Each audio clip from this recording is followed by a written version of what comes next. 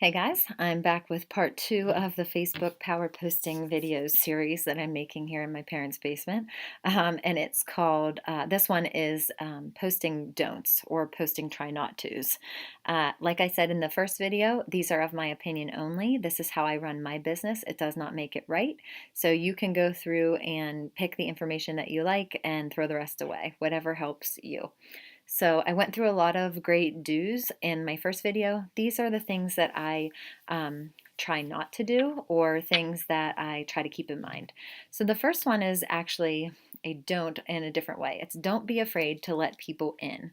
So if you, and I have my notes here again, if you feel comfortable, let people in to know the real you, okay? So I think the number one complaint that people have about being on Facebook is that it's everybody's highlight reel. You know, we see everybody's lives in this perfect little snapshot or tons of snapshots and it makes us feel inadequate in some way, and I think that's people's main concern.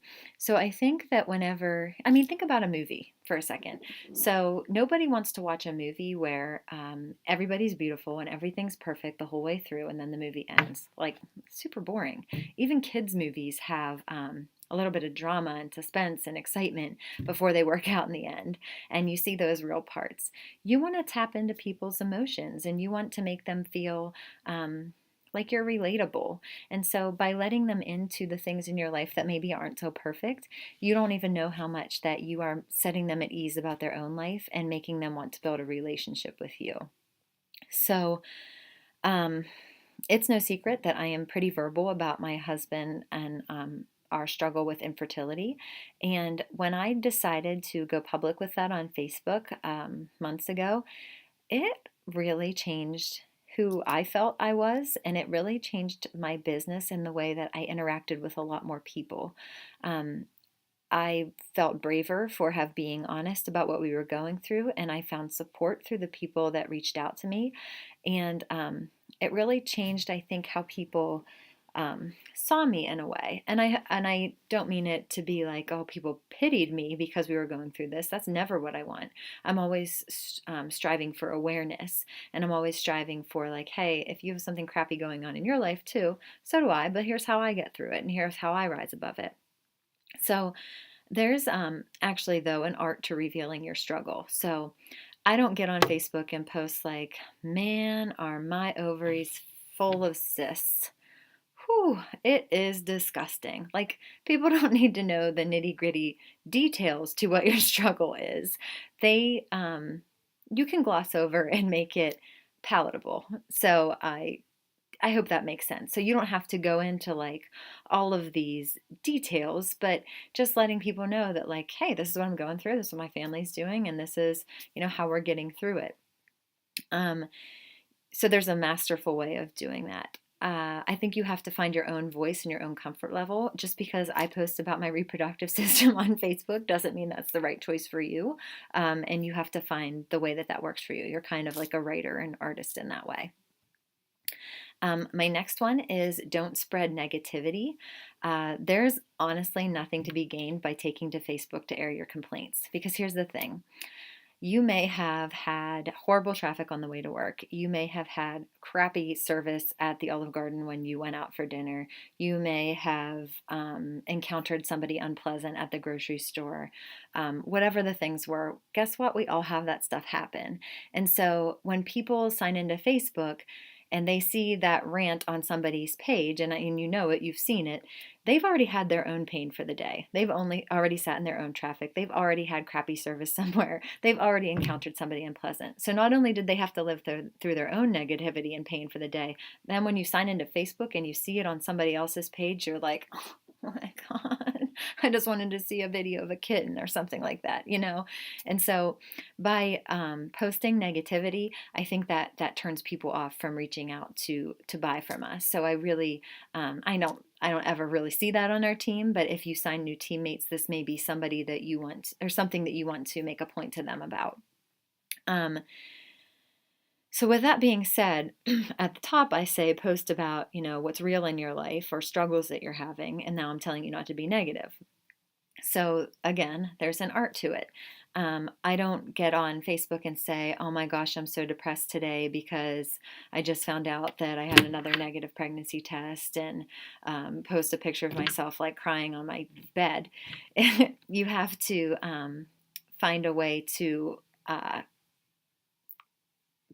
share that without being a complainer or being negative.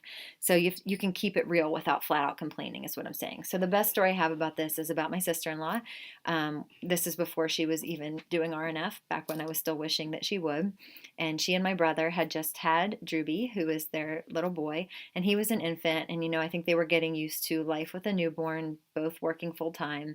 And she posted about her bad day. And I don't remember the nitty gritty details of her bad day, but I just remember that she said at the very end of it, and then Steve, who's my brother, thought there was chocolate on the couch, and he wiped it up with his finger and went to stick it in his mouth, and it was Drew's poop. And I remember laughing hilariously, one, because my brother almost ate crap, and two, just because it's funny. And it was almost like with the comments that she got and the likes, you could almost feel every new mama or papa on Facebook take a sigh of relief because their day kind of sucked and they almost ate poop too.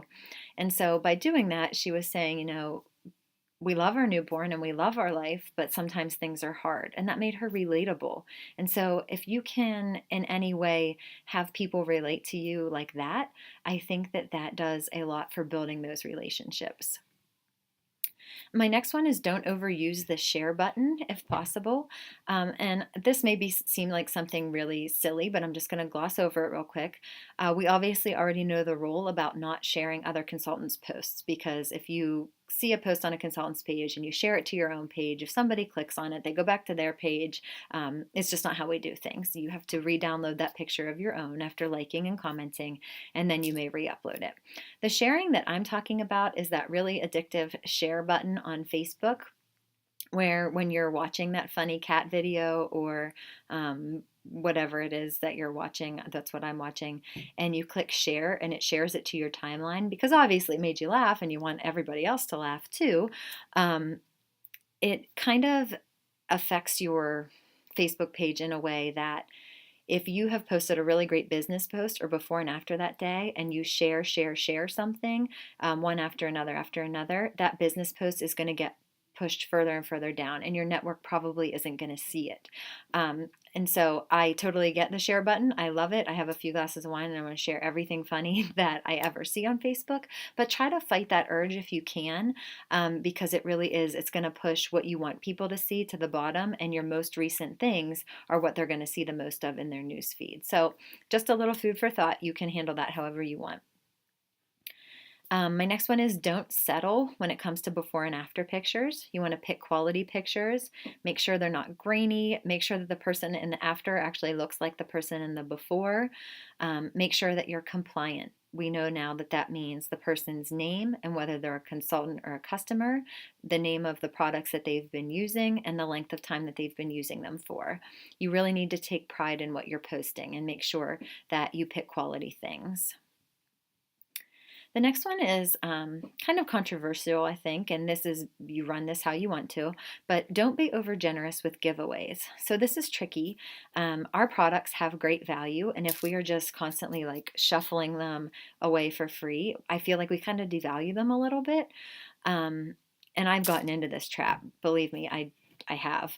So I don't know a good rule of thumb, but I will say if you are doing a giveaway, somehow try to word your post or your video in a way that you say if you're not already working with another RNF consultant, or if you haven't tried the products yet, and hope that people will be honest, because you want to reach the people who really truly haven't if you're going to spend the money to give those things away to them.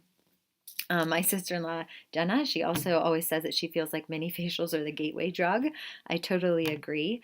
And so you want to make sure that you're following up, because it costs money to send those out and to buy those. And so make sure you're following up with people if you are going to do a giveaway, or else you're just flushing it away. So I think that giveaways can be great. They can engage your network. They can they can spread a little sunshine to someone's day, but I wouldn't get into doing them all the time. You want your network to like look forward to it or know that you do these sometimes, and so maybe they're following you to wait for the next one that you do. So I wouldn't, I don't know if I would even do one every week. So just some food for thought. My next one is don't put the link to your business in your post. I don't know if this is true or not. I might be a big rumor spreader right now, but I've heard that Facebook detracts away from making the posts visible that have a business link in them. So I know that might be something that you want to share privately with people, or I've heard if you put it in the comments underneath your post, that then maybe it doesn't affect it as much. I'm not sure if that's true or not either, but be careful with putting your business link. And my last one is don't pay attention to the pigeons. Bob Heilig calls the people that hate on us the pigeons because they're on the ground, pecking at the crumbs, or we're eagles flying high.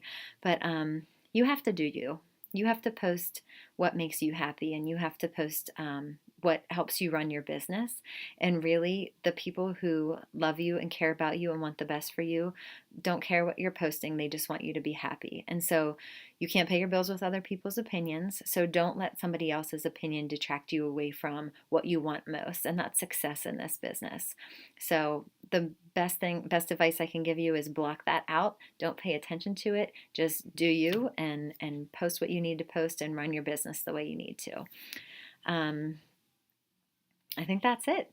So I hope that these were helpful. Again, take what you want, get rid of what you don't, and happy posting.